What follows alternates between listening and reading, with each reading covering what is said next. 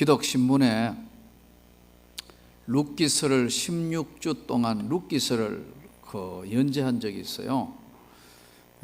룻기서를 16주를 기독신문에다가 한번 이제 글을 올렸더니 꽤 여러 군데서 전화가 왔어요. 또 만나는 분마다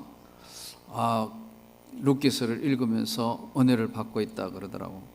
그래서 생전 모르는 사람들한테 전화도 오고 또 이야기를 룻기서를 읽으면서 룻기가 이런 뜻이 있었구만요 하고 하시는 분들을 보면서 글을 쓰는 것이 참 중요하구나.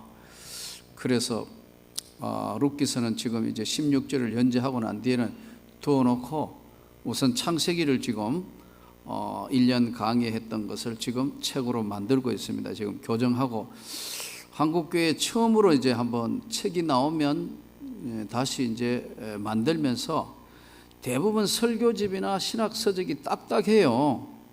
좀 평신도들이 읽기 불편해서 아주 쉽게 얘기하면 그래는 안 되겠지만 만화책에 가깝도록 읽으면서 쉽게 그림도 들어가고 아주 쉽게 읽을 수 있도록 지금 새로운 시도를 위해서 해놓고 그 다음에 이제 룻기서는 기독신문에 연재했으니까 거기에 맞는 그림만 좀 넣으면 소책자로 나올 수 있겠고, 지금 이 전도서도 강해를 하면서 잘 좀 하면 전도서 강해가 아주 아름다운 강해가 되겠다 그렇게 했는데 물어보니까 녹음을 안 했대요. 그래서 이제 3장부터 1, 2장은 안 했기 때문에 천상 다시 해야 될 것 같고요. 3장, 4장은 오늘 이것도 이제 아마 녹음이 되어서 다음에 한번 책이 나올지 모르겠습니다. 오늘 이 전도서 4장에는 한번 따라합시다. 5가지 교훈. 5가지의 교훈이 여기 담겨 있어요. 5가지 교훈인데 그게 5가지 교훈 안에는 시대별로 또 꼭 필요한 것을 나누어 놨어요. 1절부터 3절까지는요 위로의 부재 시대, 누군가한테 위로를 받고 싶은데 위로해 주는 사람이 없는 그런 시대 때에 우리가 이 땅을 살고 있다. 위로의 부재 시대. 그리고 4절부터 6절까지는 경쟁 시대. 친구는 없고 전부 경쟁자만 있는 시대가 되어버렸다. 그래서 경쟁 시대. 7절에서 8절은 이기주의 시대. 전부 자기만 알고 자기에게만 유리하도록 해석하고 자기의 것만 주장하는 이기주의 시대가 됐다. 그리고 9절부터 12절까지는 단수보다는 복수가 좋은 시대다. 하나보다는 둘이 좋은 시대다. 단수보다는 복수가 좋은 시대다. 13절부터 16절까지는 건세보다 행복이 중요하다. 전도서 1장 시작하면서 첫 번째 도전이 소유냐 삶이냐. 이 세상 삶 자체가 뭘 소유하는 것이 중요하냐 아니면 삶다운 삶을 사는 게 중요하냐, 이것을 다루는 거거든요, 전도서는. 그러니까 전도서 주제가 뭐냐면 소유냐 삶이냐예요. 제가 여러분에게 한번 물어봅시다. 여러분 뭘 소유하기 위해 삽니까? 아닌데도 사실 우리 사는 삶 보면 뭔가를 소유하기 위해서 사는 것 같아요. 그러니까 사실은 소유가 아니고 삶인데, 삶이 먼저인데 소유가 먼저인 것처럼 인생을 살게 자꾸 구조가 만들어가요. 오늘 그래서 5가지의 교훈인데 5가지의 교훈을 이제 시대별로 나누어져 있는 것을 다시 한번 정리하면서 보게 됩니다. 저는 2012년도를 넘어오면서는 하나님 앞에 기도를 했어요. 하나님, 이제 주님을 기쁘시게 하는 게 뭡니까? 교회도 이제 적은 교회도 아니고 참 작은 개척교회가 여기까지 왔는데 이제는 이 지역을 대표하는 교회로서의 뭔가 역할을 해야겠는데 우리부터 좀 넓혀야겠습니다. 우리 지금 예장 합동적 교단에는 강대상에서 목회자를 세우는데 참 제한적으로 합니다.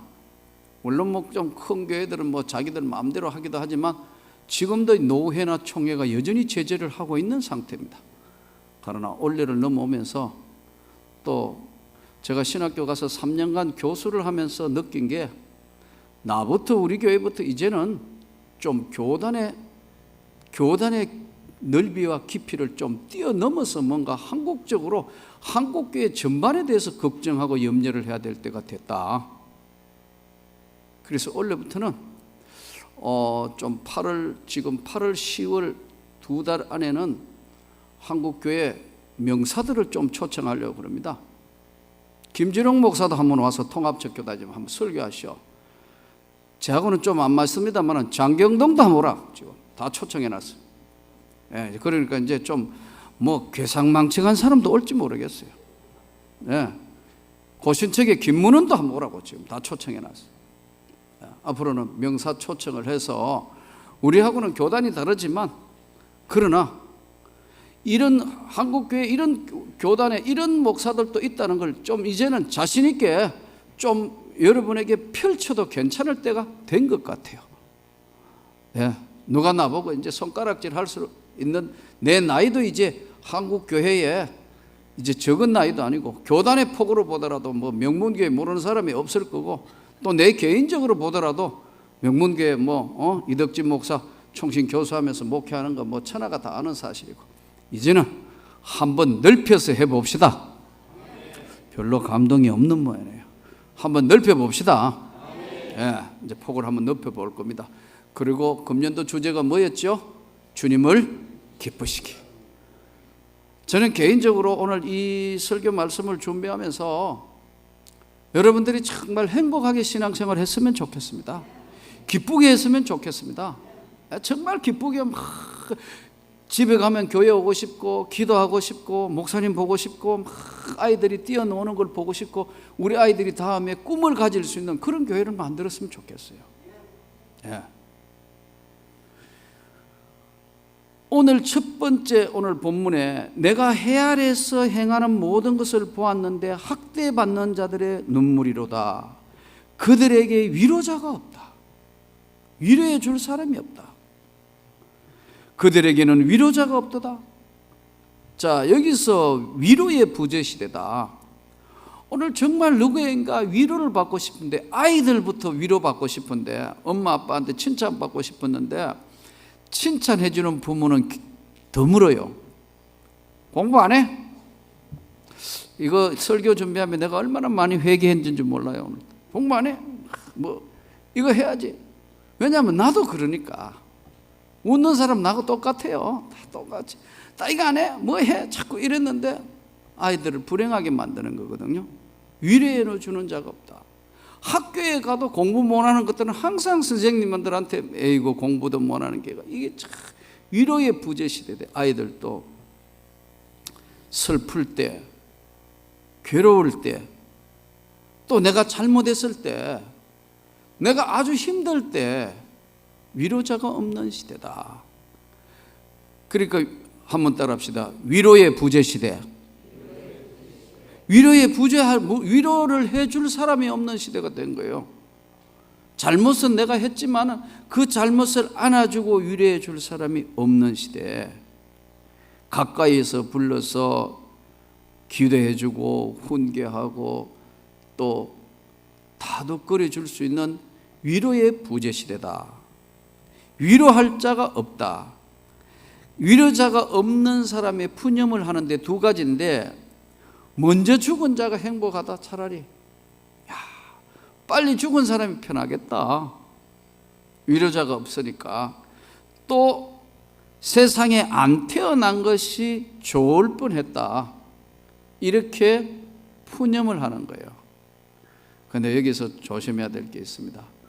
여러분들이 위로받기 전에 먼저 위로자가 되십시오. 대부분 보면요, 불행하다고 생각하는 사람들의 영혼과 마음속에는 항상 바라보는 게 뭐냐면 나보다 나은 사람을 바라보기 때문에 그래요. 더 낮은 곳으로 우리가 임해야 됩니다. 우리보다 더 어려운 사람 봐야 돼요. 우리보다 항상 잘 살고 뭐 상대적으로 참 잘 되는 사람 보면 나는 항상 상대적으로 박탈감이지만, 위로의 부재 시대를 보면 얻어먹을 수 있는 것만 해도 하나님이 주신 은총이다, 이렇게 생각할 수 있을 만큼 심령이 가난해져야 위로자가 될 수 있고 신으로부터 위로받는 자가 돼요. 하나님의 은혜를 입을 수 있는 자는 먼저 위로자가 되어야 돼요. 위로의 부재 시대. 그러니까 저와 여러분이 정말 심령이 가난한 사람이 되도록 위로자가 되기를 바랍니다.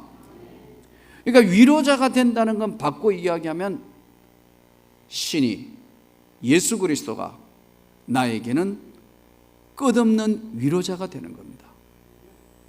내가 인간적인 눈으로 모든 걸 판단하고 인간적인 눈으로 생각하면 섭섭할 수 있어요.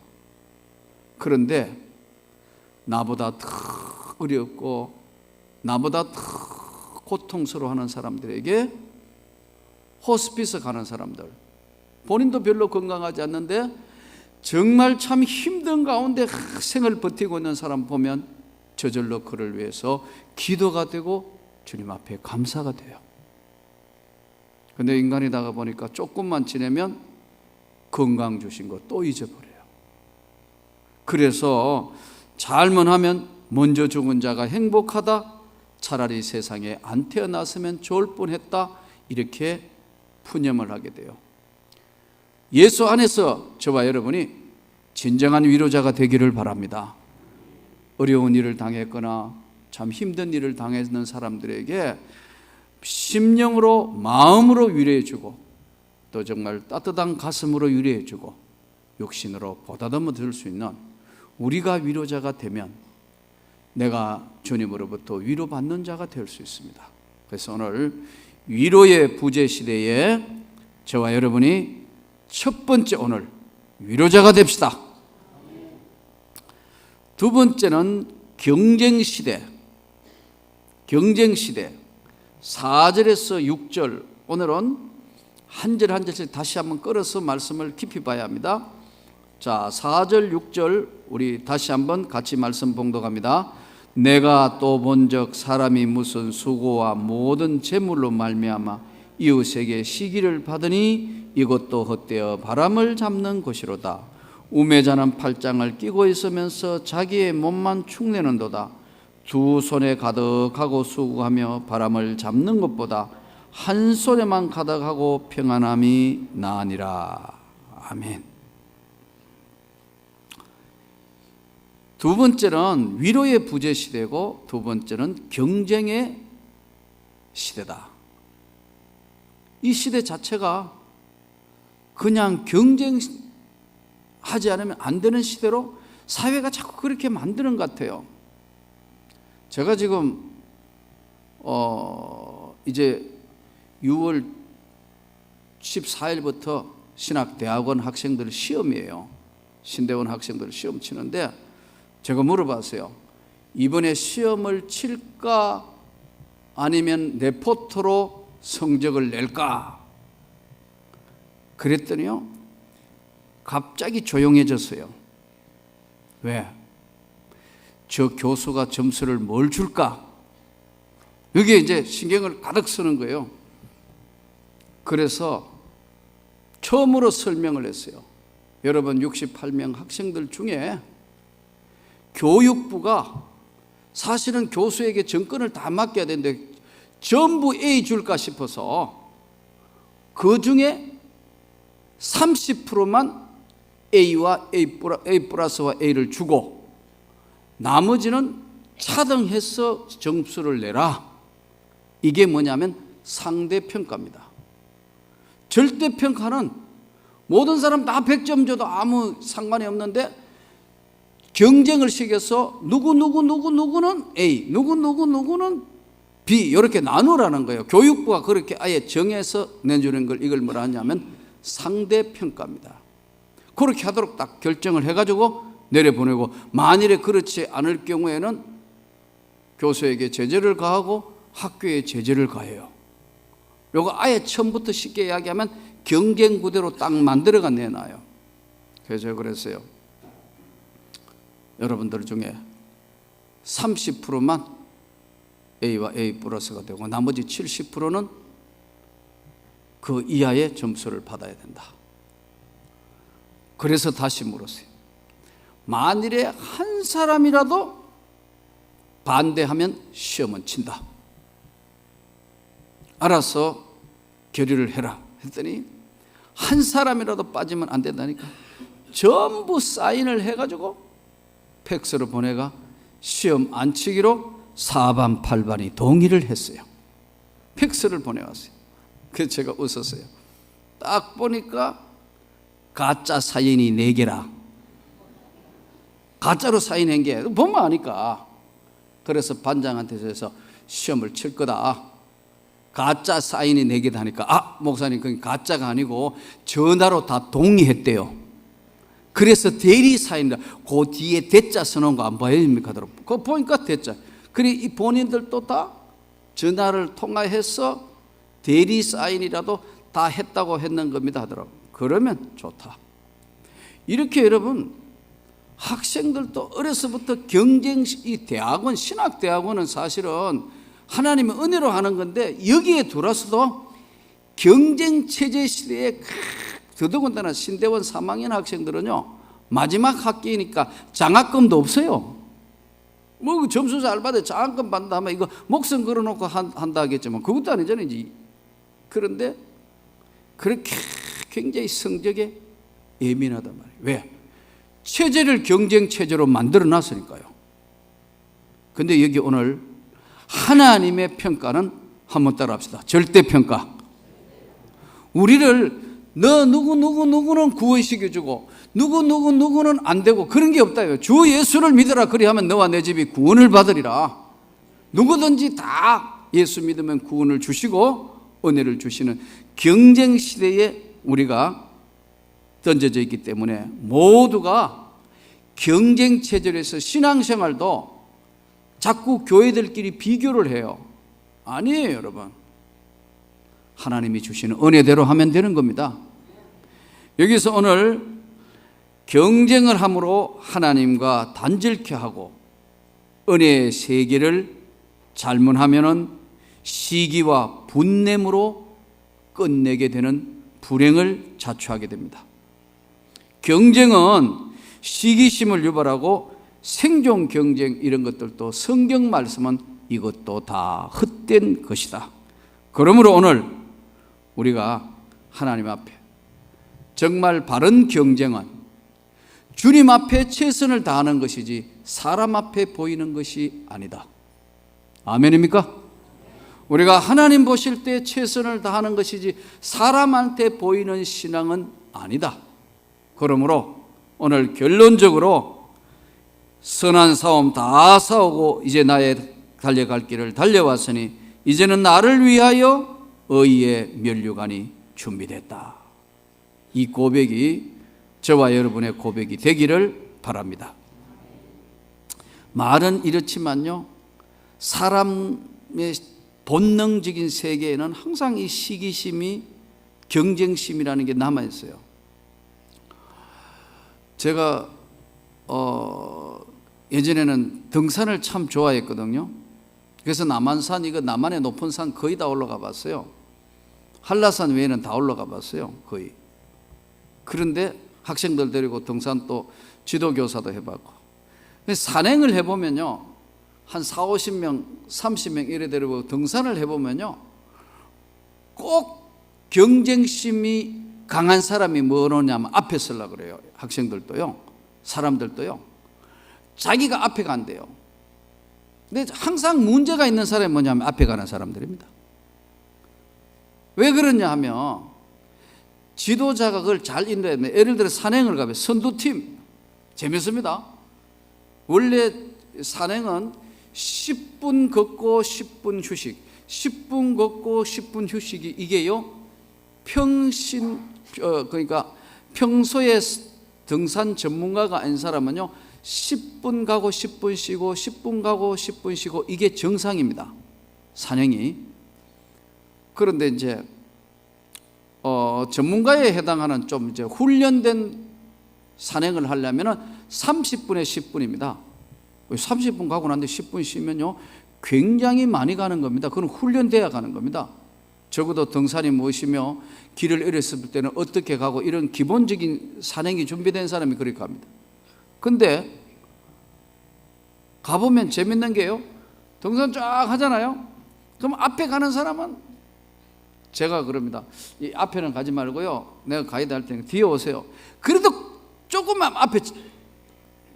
앞에 지도자 가이드 하는 사람보다 더 빨리 가요. 그런 사람이 꼭 조난당하거든요.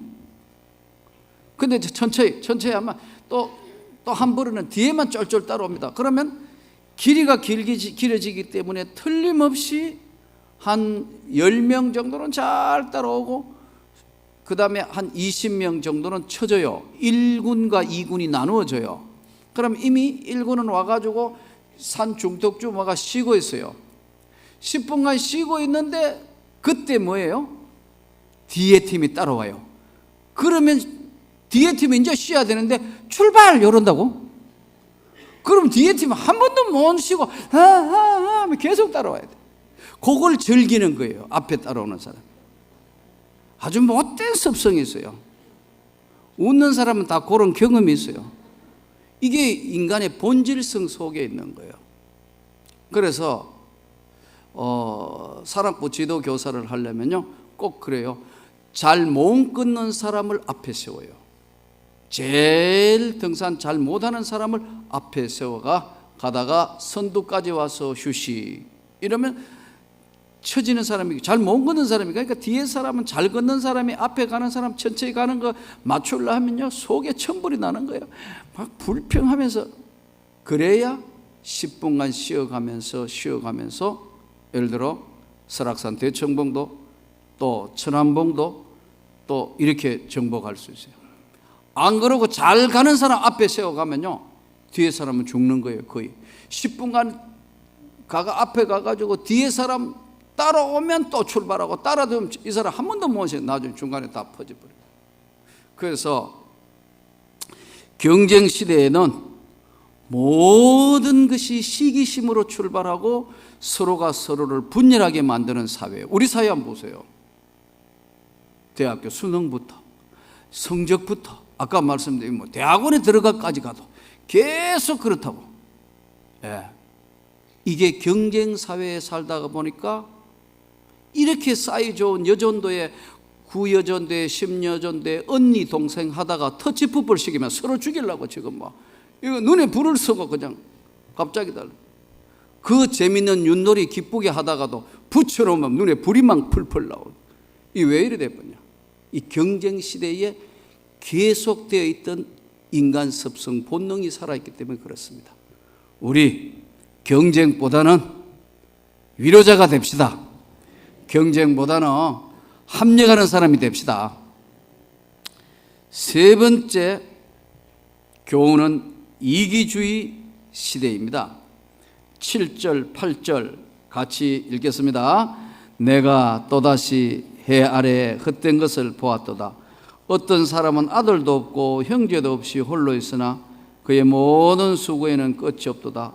또 비록 그의 눈은 부유를 족하게 여기지 아니하면서 이르기를 내가 누구를 위하여 이같이 수고하고 나를 위하여 행복을 누리지 못하게 하는가 하여도 이것도 헛되어 불행한 노고로다.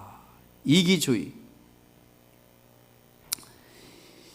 이기주의는 우리가 생각할 때 그게 뭐 이기주의냐 하지만 이기주의는 뭐냐면 항상 내 중심으로 생각하고 내 중심으로 해석하고 내 중심으로 말하는 것이 이기주의입니다. 원래 가톨릭 교회, 우리가 사도신경에 뭐하죠? 전능하사 천지를 만드신 하나님 아버지를 내가 믿사오며 그 외아들 우리 주 예수 그리스도를 믿사오니 이는 성령으로 잉태하사 쭉 나와서 거룩한 공회와 성도의 교통함과 거룩한 공회, 이게 거룩한 공회가 라틴어로는 무슨 말이냐면 에클레시암이란데 이걸 또 다른 말로 까톨릭감이라고, 까톨릭감. 여기에서 영어로 캐톨릭 처치라는 말이 나왔습니다. 하나의 교회, 유일한 하나의 교회다. 이기적이 아니고 전체 하나다, 이런 뜻입니다. 이 영어로 보면 이게 유니버설 처치인데, 이거를 우리로 해석하면 보편적 교회란 말이에요. 이 보편적 교회라는 말이 뭐냐면 국적, 신분, 사상, 지역, 문화, 직업, 직책, 남녀노소, 또 무엇을 불문하고도 모든 사람이 예수 안에 평등한 교회, 거룩한 공회. 이것은 이기적이지 절대로 아니한데도 보고 이기주의가 되면은 자식도 형제도 부모도 없는 몰상식한 인색한 인생이 되는 겁니다. 그래서요, 제가 늘 이야기하면, 여러분, 그래서 나는 여전도에 여러분 노예가가 열심히 여전도 일하기를 바랍니다. 이 큰일 났네, 아멘 안 하네 이거죠. 열심히 총회가가 일하기를 바랍니다. 그렇다고 우리 교회 예배 시간 다 놔두고 그거 하는, 그건 또 잘못됐겠죠. 그러나 여러분, 연합하는 것도 해야 합니다. 아멘이죠? 총회도 받들고 노예도 받들어야 되니까요. 왜냐하면 가톨릭 처치, 가톨릭은 하나의 교회라지만 우리는 유니버설 처치. 국적도 문화도 얼굴 생긴 것도 남녀노소 다 다르지만 예수 안에 이기적인 것이 아니고 예수 안에 하나다. 아멘. 그러니까 교회 안에서는 절대로 이기적이어서는 되는 게 아니고 모두가 연합체가 돼야 된다는 거예요. 모두가 다. 우리 여전도에는 그거 못해, 안 된다. 우리 남전도에는 독특해. 좀 잘났어도 참고 하나 돼줘야 돼요. 왜? 교회 자체가 거룩한 공예니까. 그래서 남전도회, 여전도회, 주일학교, 장로회 모든 기관이 예수 안에서 교회 안에 하나가 될 때 이게 유니버스 처치예요. 그래서 오늘 이기주의 시대 때 되면은 이기주의는 자기와 이웃의 삶을 황폐하게 만들어요. 대부분 보면 이기주의가 돼서 자기가 뭘 모르는데 이기주의가 되면 잘 될 것 같지만 사실은 이기주의 되고 나면은 다른 것들이 다 황폐돼요. 나밖에 없기 때문에. 그래서 성숙하지 못할 때는 이기주의가 참 많습니다. 그래서 우리는 오늘 이기주의를 뛰어넘고 위로의 부재 시대, 경쟁의 시대, 이 이기주의 시대 때에 정말 이기주의가 아닌 더불어 사는, 더불어 나누는 예수 안에서의 총회도 노예도 교회도 구역도 모두가 교육부도 우리 모든 유년 주일학교부터 시작해서 작년에 이르기까지 전부 다가 하나가 되는 유니버설 되는 이기적이지 아니하고 정말 삶 자체를 헌신을 할 수 있는 그런 교회와 우리 삶이 되기를 바랍니다. 그러려면 교회에 기쁨이 있습니다. 축복이 있습니다. 또 그리고 하나님이 교회 위에 은혜를 베풀어 주시는 겁니다. 네 번째는 하나보다 둘이 좋은 시대다. 하나보다 둘이 된다는 건 무슨 말이냐 하면은 대부분 보면 하나에서의 어떤 결론을 이루어지는 것보다 둘이가 대화해서 하면 더 좋은 것을 산출할 수 있고요. 둘이보다는 삼겹줄이 세겹줄이 아주 강하는 것처럼 대부분 보면 오늘 시대는 솔로 시대, 한 사람이 잘 한다고 하지만 여러분 합창해봐요. 여러 사람이 화음이 맞춰야 되잖아요. 그러니까 오늘 심조전도에 찬양했지만 잘 할 수 있는 자체가 바로 화음을 맞춰서, 아까 제가 당에 제 사무실에서 나오면서 보니까 참 준비 찬송, 아까 그 찬송을 막 연습하는데 사실은 아까 미리 은혜 받았어. 나는 연습할 때 들어보면서 은혜를 받고 올라온 거예요. 왜요? 참 화음이 참 잘 된다. 아주 찬양이 아름답다. 이게요, 하나보다는 둘이 아름답습니다. 그러니까 우리가 정말 그 경쟁 시대, 위로의 부재 시대, 이기주의 시대 때 솔로보다는 합창이 더 아름답도록 우리 삶 자체를 바꾸어 놓아야 합니다. 얼마 전에도 히말라야에 이번에 한 사람이 실종됐다고 해가지고 아주 뭐 여러 가지 매스컴에 많이 오르내리고 있습니다. 근데 대부분 사람들이 우리나라 사람들을 비롯해서 세계의 등산가들이 제일 마지막에 올라가는 산이 에베레스트 산입니다. 이 산을 올라가기 위해서는 미리 국내에 있는 산 연습을 합니다. 빙벽은 설악산에 가서 이제 그 장군봉 밑에서 빙벽 연습하고요. 또 그다음에 일본 후지산 가가지고 연습을 하고요. 쭉 연습해서 트레이닝이 되고 난 뒤에 극한 훈련까지 다 하고 나면 그 다음에 히말라야 원정대로 이제 네팔에 있는 그 산을 올라갑니다. 우리가 잘 아는 대로 8,000m 산인데 제가 네팔 갔다가 오가 보니까 그때 허리가 산을 한 번도 못 봤는데 비행기 타고 오다가 옆에 보니까요, 야, 비행기하고 거의 같은 옆에 산이 보이더라고. 와, 진짜 높은 산이구나 이렇게 보일 정도인데 세계의 사람들이 다 그 산에 올라갑니다. 정복.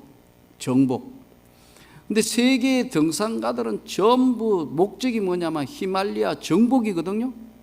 에베레스트 정복하러 가는데 거기에 원주민들은요, 정복한다는 개념이 없어요. 산 자체를 경외하는 겁니다. 태어나면서부터 그 산을 받는 때문에 원래 원주민들은요, 에베레스트 산 자체를 뭐냐면은 경외의 대상으로 봐요. 와, 너무너무 아름답다. 신이 저기에 산다. 이 사람들은 그렇게 생각해요. 경외의 대상이에요. 그런데 왜 그렇게 세계의 사람들이 와서 에베레스트를 정복하려고 그러는데 그대들은 왜 그런 마음을 품지 않느냐 하니까 원주민이 유명한 이야기를 했어요. 뭐라고 이야기했냐면 정상에는 살 수 없는 곳입니다. 갔다가 내려올 뿐입니다. 이 말을 했어요. 여러분, 우리가 사는 세상은 혼자는 못 살아요. 사람인 자가 이거 합해가 사는 거거든요. 그래서 나는 여러분들이 주님 앞에 행복하기를 원합니다. 서로가 사귀면서 친구 있고, 교회 안에 내 진짜 친한 친구 있고, 내 교회 안에 진짜 나와 서로 이야기할 수 있는 구역장이 있고, 나와 진짜 이야기할 수 있는 참 우리 목사님 있고, 이게 여러분 정말 행복한 것이고 하나보다 둘이 소중한 거예요. 뭐 등산 잘한다고 혼자 막 올라가도 거기 못 살아요. 거기 내려와야 될 원주민들 이야기도. 거기는 정복의 대상이 아닙니다.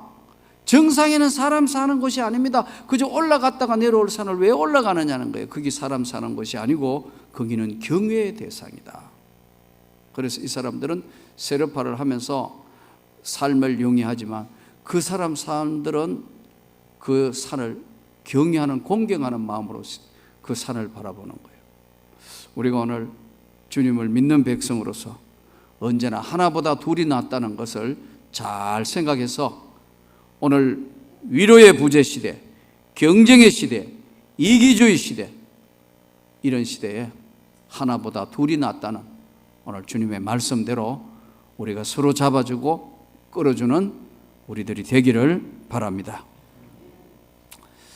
오늘 이 본문의 마지막에 13절부터 16절, 자 이제 13절부터 16절 다시 한번 우리 한 절씩 교독하겠습니다. 가난하여도 지혜로운 젊은이가 늙고 둔하여 경고를 더 받을 줄 모르는 왕보다 나으니,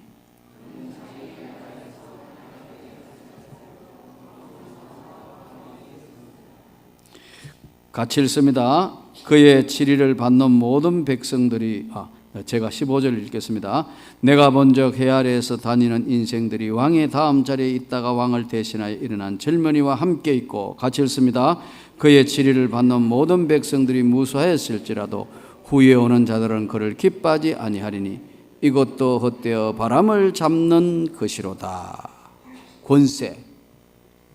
권세, 큰 부자, 그렇게 하면서 친구 하나도 없고 자식들 다 병들었다면 인생 감옥에서 사는 것과 무엇이 다른 것이 있겠느냐.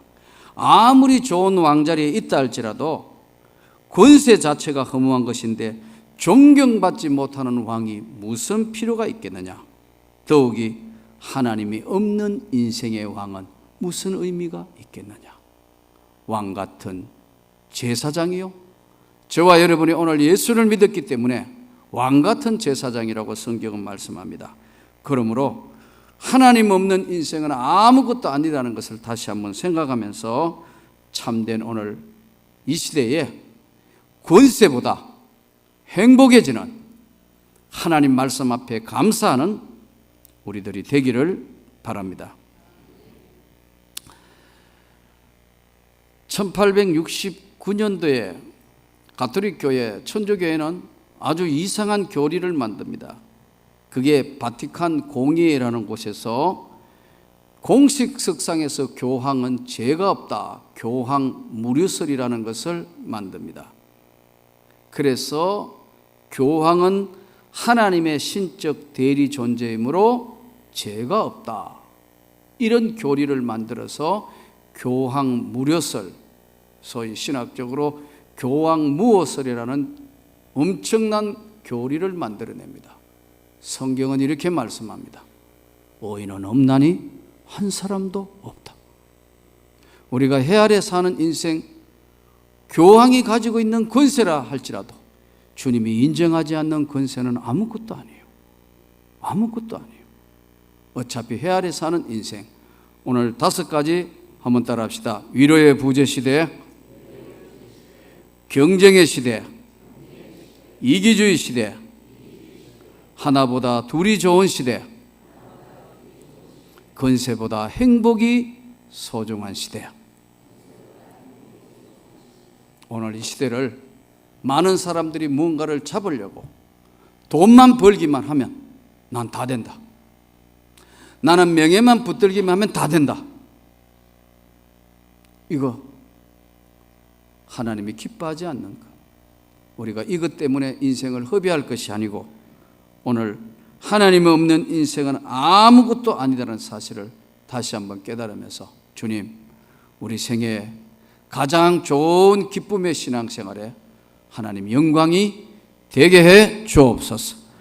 기도하며 주께 영광을 돌릴 수 있기를 축원합니다.